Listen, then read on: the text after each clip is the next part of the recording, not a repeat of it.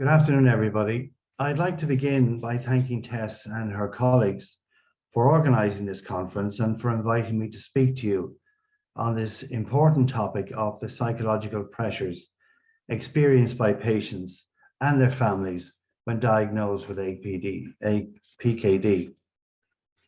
A diagnosis of chronic kidney disease, regardless of cause, impacts on the person biologically, physically, and psychologically. Next slide, please, Chloe. The quality of life of those diagnosed is often significantly affected. Many feel that their capacity to choose has been taken from them. Research by Baker attests to the significant physical and psychological effects associated with the diagnosis of PKD. The physical manifestations include chronic and acute pain, which we have heard the previous speaker speak about, and also abdominal swelling, which can be very distressing. Even at the early stages of the illness, patients report that the physical symptoms are severe enough to inhibit daily activities.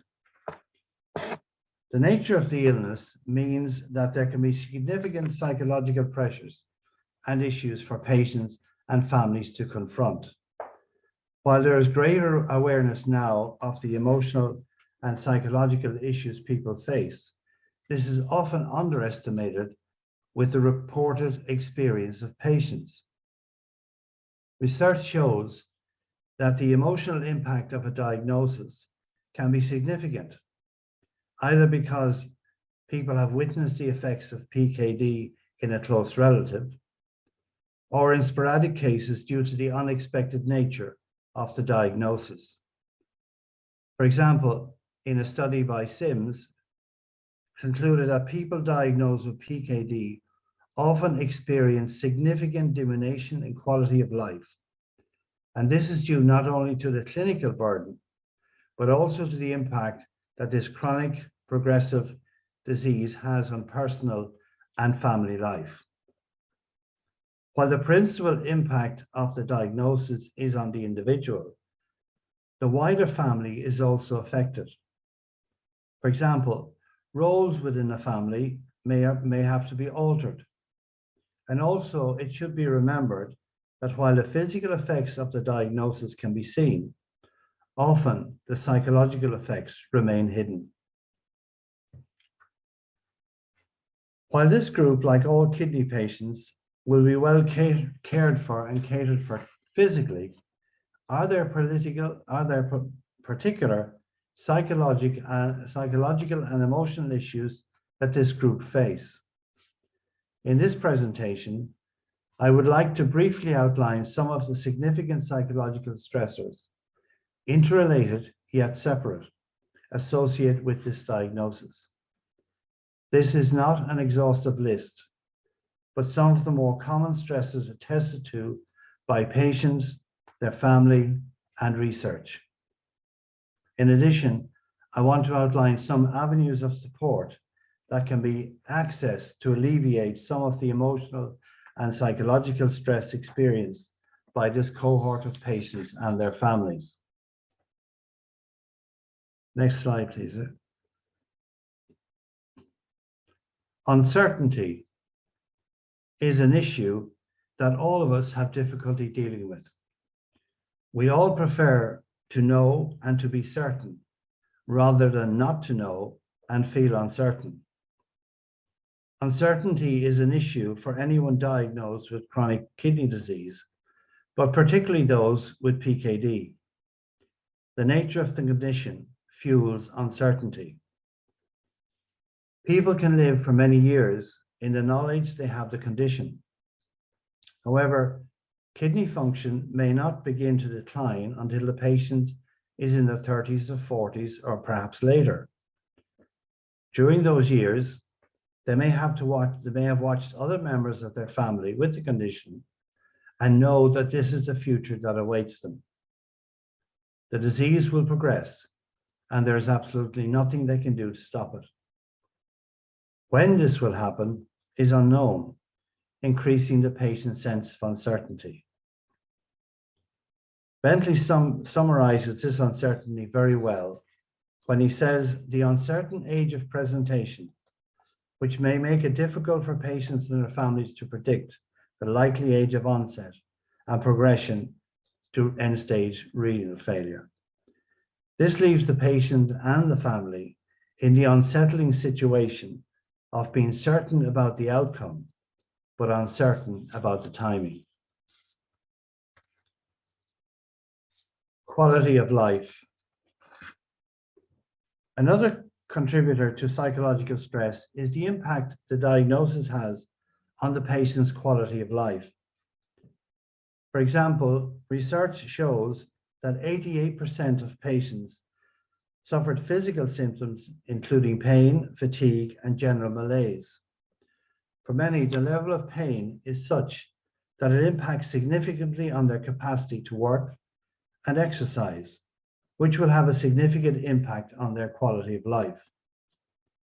In addition, diet and fluid restrictions can also contribute to this diminution in quality of life.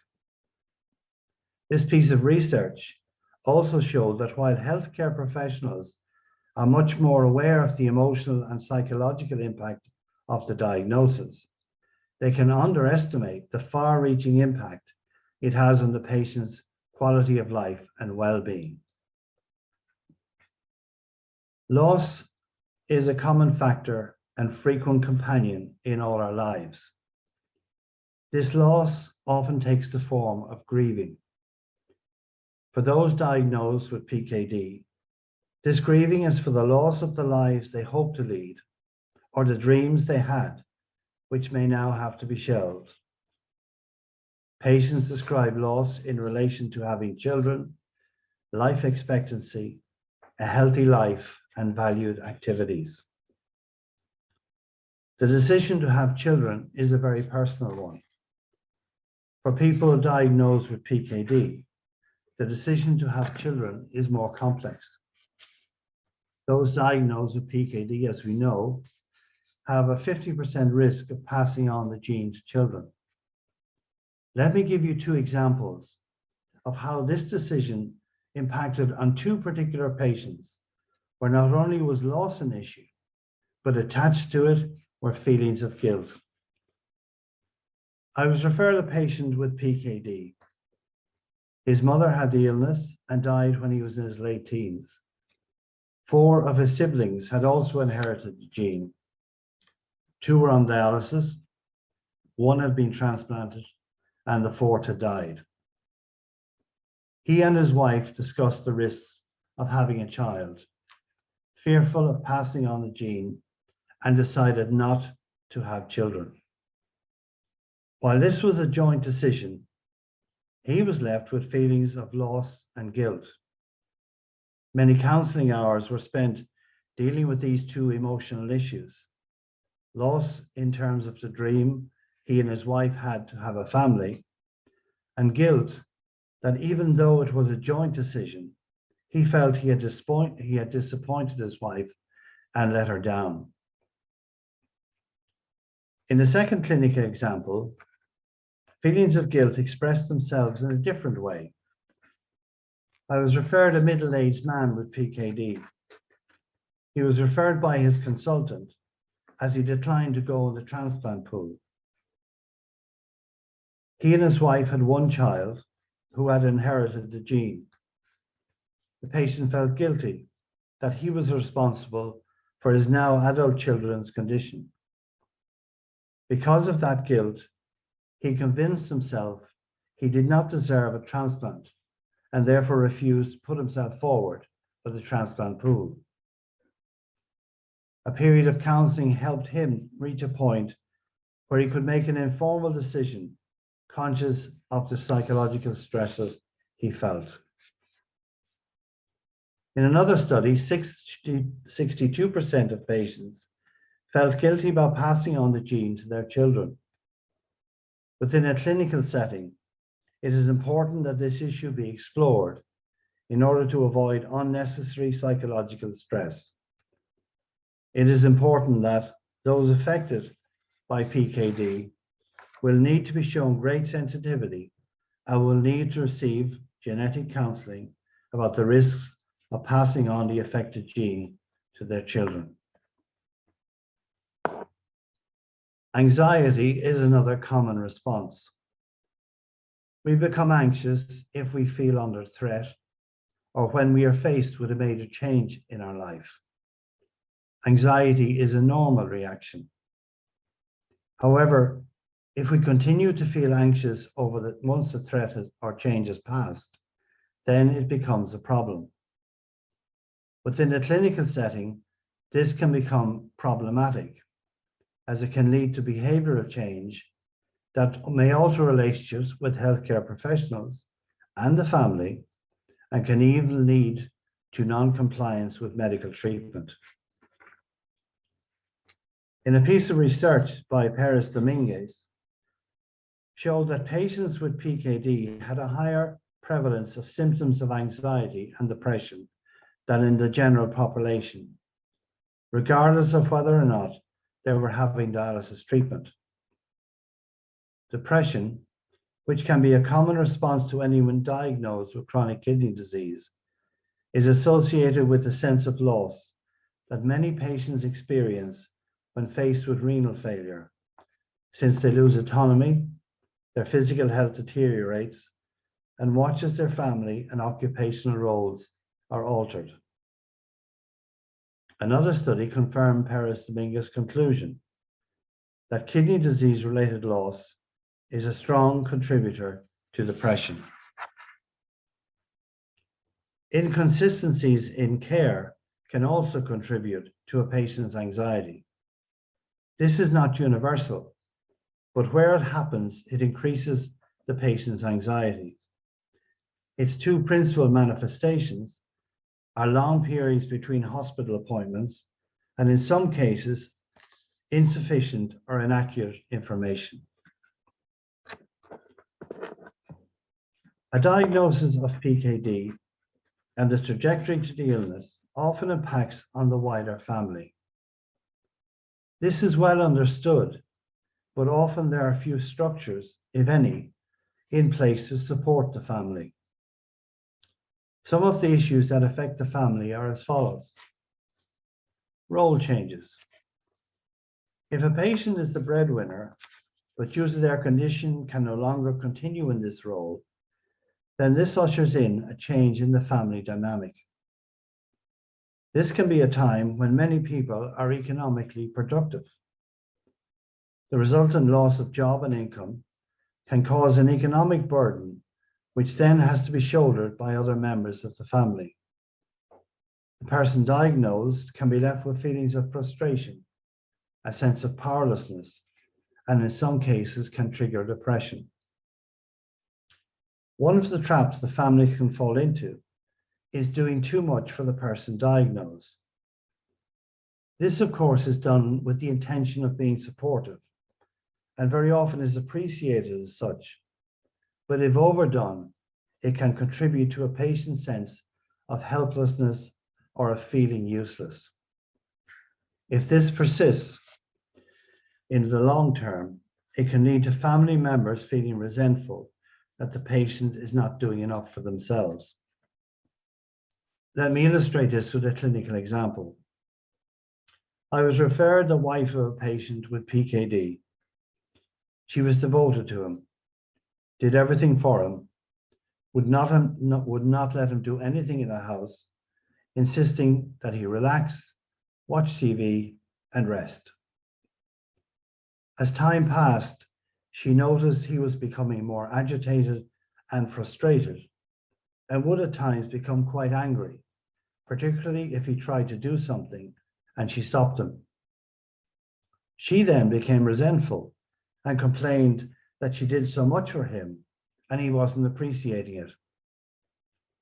In time and with support, she was helped to see that why she acted as she did, and while her motives were genuine, her way of supporting him was proving detrimental to him and to their relationship. Denial is a further issue that can strain family relationships.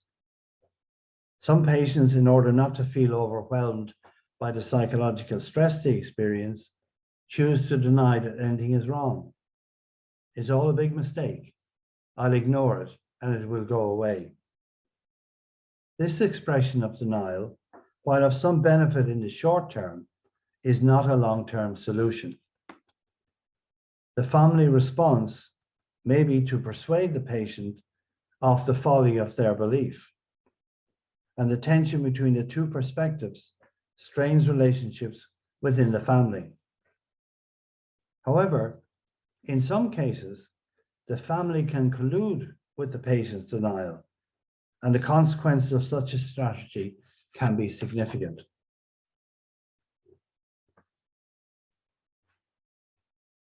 Most people with kidney disease, whether on treatment or not, want a transplant. This is true in people with PKD as well. However, for this cohort of patients, there may be added complications, which the following clinical example shows.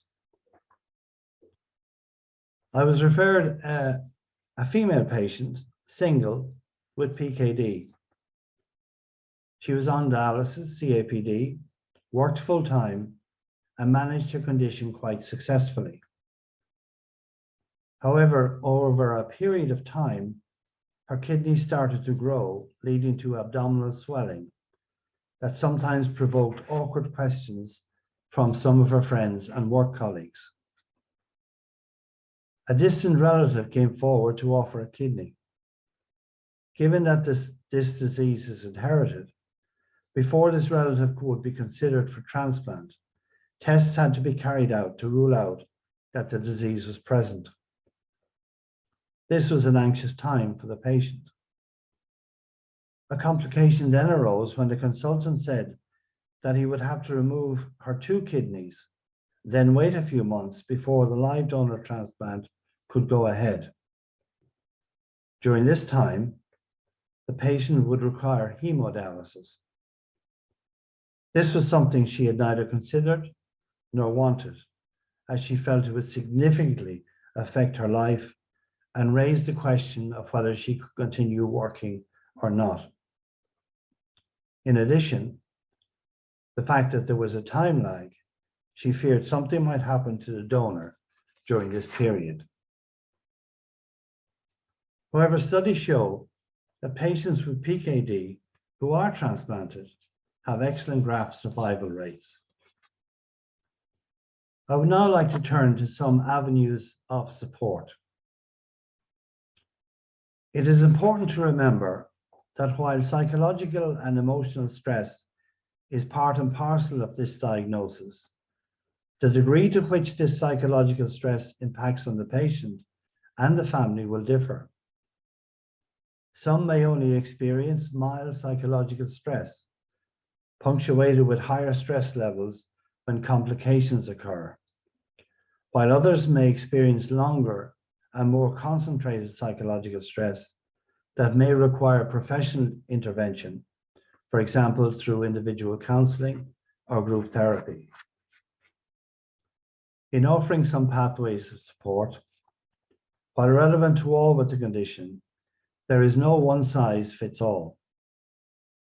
What I present here is the result of a combination of research, listening to what individual patients found helpful, and personal experience of supporting patients over an extended period of time.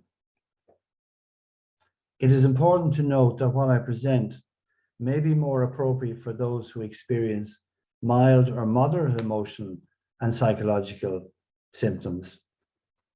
For those with severe symptoms, psychological counseling or a referral to psychiatric services may be the prescribed route.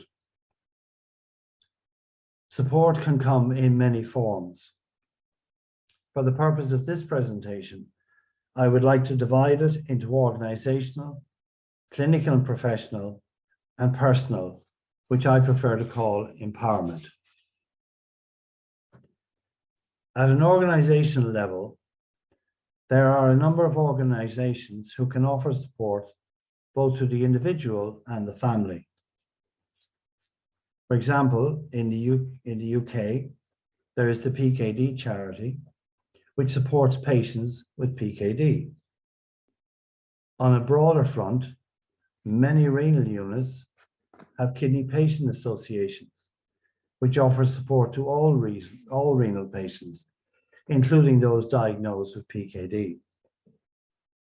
Nationally, there is the National Kidney Federation, which offers a wide range of supports to patients and families. In Ireland, the Irish Kidney Association, which is a patient organisation tasked with the welfare of all kidney patients and their families.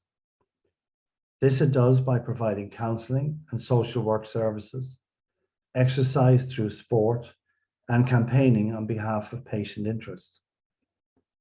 In Europe, many countries have national kidney patient associations which offer support, while at a European level, the European Kidney Patients Federation, comprised of a number of national organisations, brings the concerns of kidney patients to the European Union. I am mentioning this to show that organisationally, a support network is available to those who wish to access it.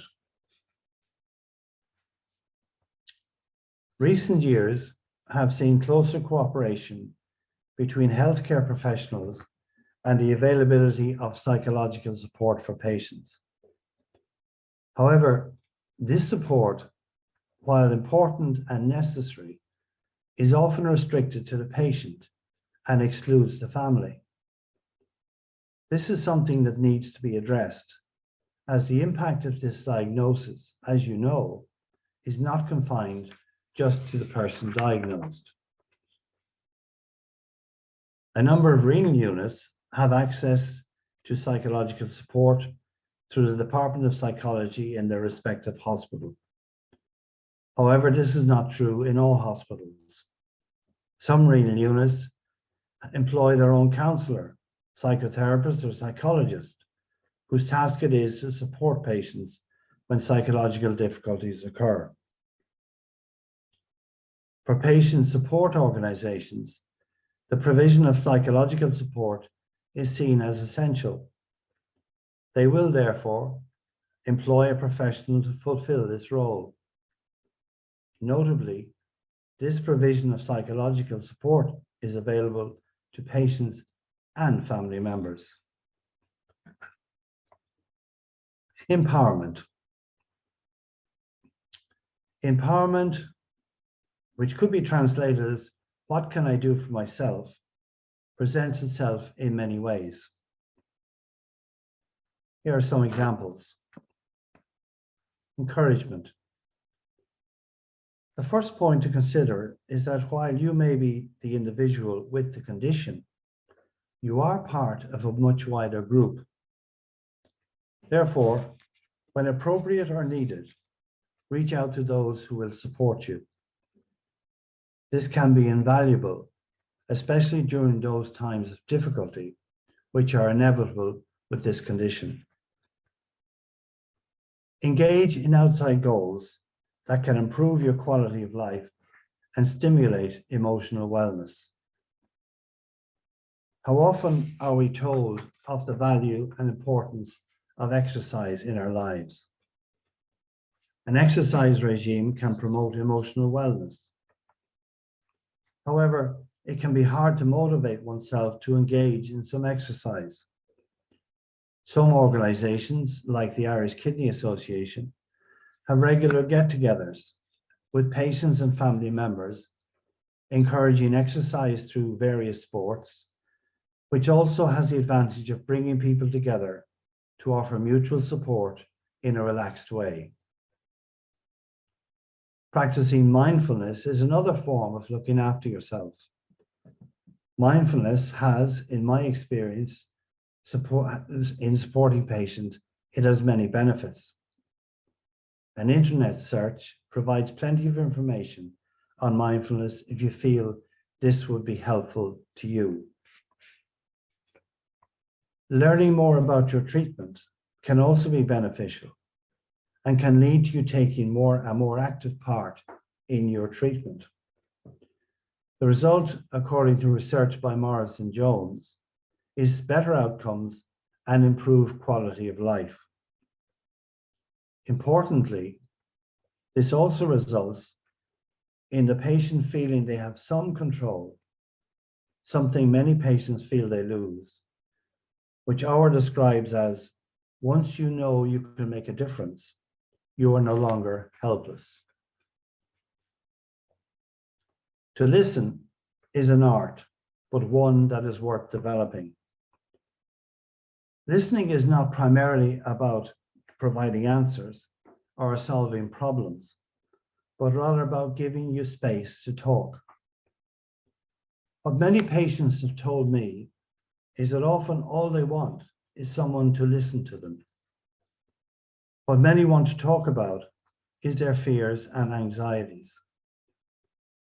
A number of studies have shown that if patients have this ability and this opportunity to talk about their fears and anxieties, this has positive outcomes in relation to both their mental health and also depression.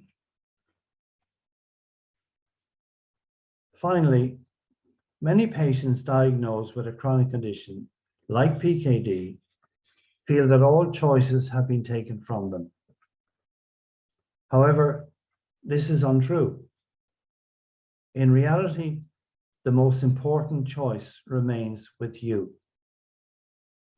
The choice is between closing in on yourself, shrinking your horizons, and focusing exclusively on your condition, or empowering yourself, opening yourself to all that is possible within the limits of your condition, and explore life to the full. To support this endeavor, you may need the support of others, either other family members, close friends, or the help of a relevant patient organization. A diagnosis of PKD raises a whole host of other physical, psychological, and emotional issues. These can be demanding on both you as an individual and on the wider family. The goal is to offer effective care. In the words of Hooper and Cohen, in order to offer effective care, social and psychological aspects of the patient's condition should be addressed, as well as the medical markers indicating current physiological status. While the latter help to maintain the existence of life, the former are essential for the quality of the lived experience. Thank you very much for listening.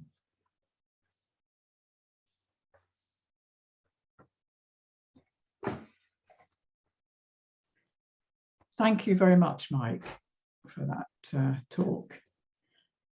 I'm just checking into the Q&A. So I have a question here for you, Mike. This is for patient, in your experience from patients with PKD who received counselling. Did it have a positive outcome psychologically? Yes, it did. Very simply, yes, it did. I think people having the opportunity to sit and talk about the impact their condition had benefited them greatly. Thank you. We had a question in Italian, but I think we're still waiting for the English translation. Is that correct from the team?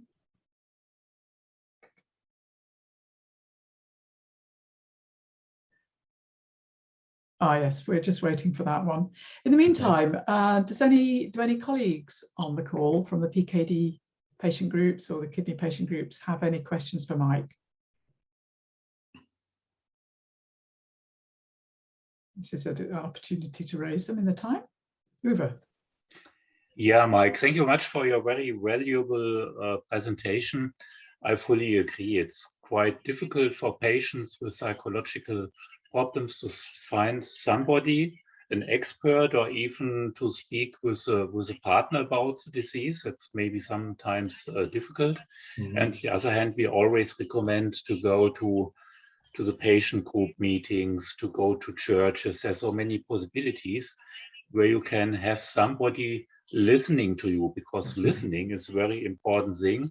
And therefore we try to organize, not during the COVID session, but outside, to organize meetings where we could bring patients together in small groups. And then it's very valuable if they find somebody to talk to. So to talk to somebody is very important in general, but to find expert may be very difficult. There may be even experts who don't understand what you're speaking about. That's a problem. I agree. And one of the difficulties is that most renal units won't have somebody employed to, if you like, look after the psychological needs of people. In Ireland, there are 2 people working in providing counselling for renal patients, and both of them are based in Dublin. So the rest of the country has no access to psychological services for patients. In the UK, when I worked for the NHS, I worked in London. There was 6 of us in the London hospitals who were counsellors or psychotherapists who worked with kidney patients. The rest of the country, from what I could gather, there was very limited access to psychological services. And I do think it is one, sometimes it is not thought of as perhaps important or necessary, but I think if you listen to, even if you listen to nurses, particularly, they will tell you how important it is to address the psychological needs of patients and their families.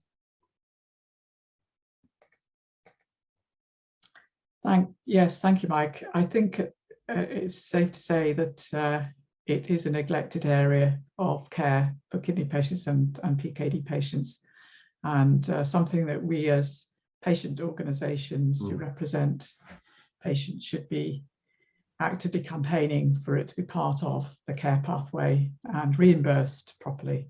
It should be, yeah. As you've demonstrated, its effectiveness in the overall quality of life. I'd like to flag this question actually, Mike and Tess. So this person's asked, does depression affect your position on the transplant list? They worry that if they tell people that they have depression, it will reduce their chances. So it doesn't know either way, so it doesn't discuss it with anybody. So somebody that's clearly struggling but doesn't feel comfortable discussing it for fear of their place on the transplant list. Can you, it has been answered in Q&A, but I wonder if you could just pick up on that. It's not an easy question to answer because it depends on how depression is viewed. If you view depression as being from the perspective of, if I give this person a transplant and if they are depressed, will they then take their medication or will they adhere to what they need to do in order for the transplant to function? Then perhaps you might be thinking maybe it's not the best thing to do. If, on the other hand, you see depression as being a part and parcel of the diagnosis, and if something with professional help can be alleviated, then there is no reason why somebody who is depressed should not receive a transplant. The caveat I would add is that the word depression is a very overused word, and often it can mean anything from feeling out of sorts to being severely clinically depressed. So that would have to be assessed before any decision would be made. I think Thank you, Mike. We have a question from Flavia from Italy. Yeah, one of the patient is saying that he's got two sons in their 20s, 26 and 22. The patient itself find it extremely difficult to approach the argument, the subject of the disease. And he now discovered that the older of the son, the one who is 26, live in a very negative way, the possibility of a disease. And he's literally running away from the topic and the subject, and he doesn't quite know how now to approach this situation, and he would like some suggestion. Thank you. I think what you're talking about, or what the issue there seems to be denial. Yes, on both sides. On both sides. So really, how do we build a bridge whereby people can speak to each other without can speak to each other in such a way that they feel free to be open and to communicate how they're feeling. As I said, denial can be a strategy to be used in a short term, but long term it doesn't work. And maybe if both of these people find it difficult to talk to each other, then perhaps they need somebody else, a kind of a mediator, or somebody who would be able to help them to converse, that would help them to be able to articulate what it is that is preventing the conversation between them. So it may need a third person in order to facilitate that conversation. That certainly could be one way forward.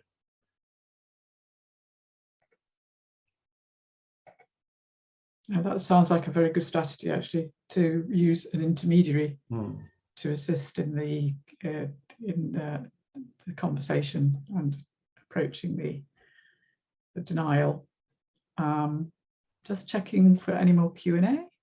Any colleagues have received any other questions? I've had a couple of very positive feedback comments for you, Mike. Thank you. Somebody is saying they will now be seeking some help after listening to you, having recognized anxiety.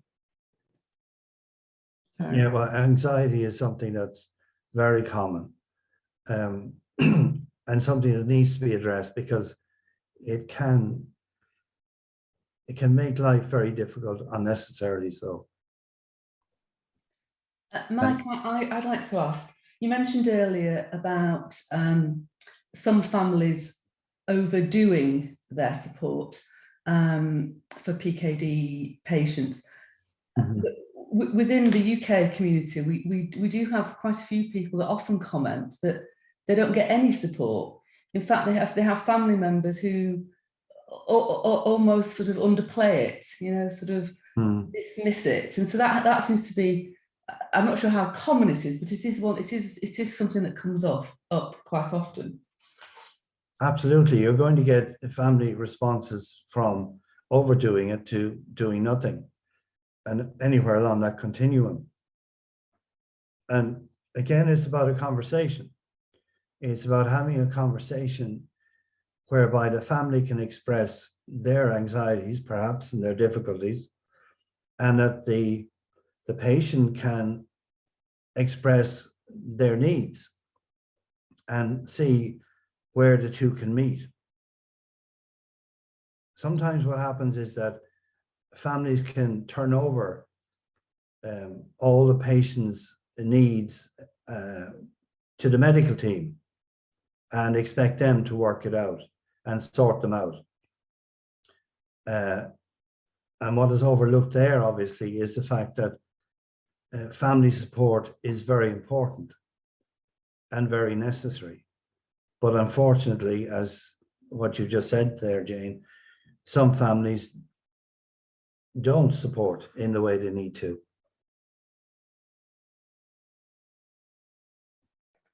And just one final question for you, Mike. It's a part of comment as well, to do with the importance of supporting couples where a parent has decided to be the living kidney donor to a PKD patient, knowing potentially in the future he or she will not be able to help any children if they are affected as adults. I guess this is a guilt issue. Yeah, I think guilt is a huge issue. It's often underestimated. I think it's something that can remain hidden, unexpressed, but can cause an awful lot of pain to the person who feels it. And I do believe accessing help can help to at least bring the guilt out in the open. And if it's out in the open, then through conversation and through expression and through listening and through talking, then to a degree it can be alleviated. Thank you, Mike, and thank you for finishing on time. No, my pleasure. Thank you, Tess, and thank you, everybody.